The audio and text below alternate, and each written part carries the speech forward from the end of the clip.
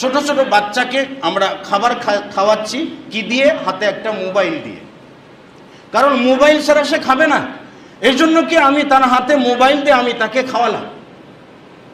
আচ্ছা, আমি অফিসে যাব, আমার ব্যস্ততা রয়েছে, সারা দিনের জন্য আমার সন্তানটা থাকবে পরিচারিকার কাছে। পরিচারিকা কি করবে? সারাটা দিন মোবাইল দিয়ে আমার সন্তানটাকে ব্যস্ত রাখবে।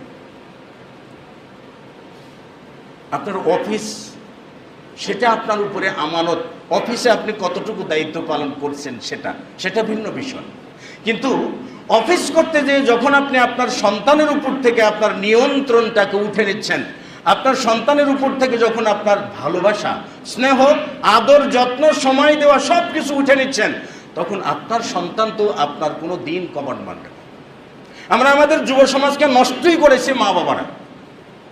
এই যুব সমাজকে দাঁড় করাতে হলে 3টা সেক্টরের ঐক্যমত লাগবে। একটা হলো পরিবার,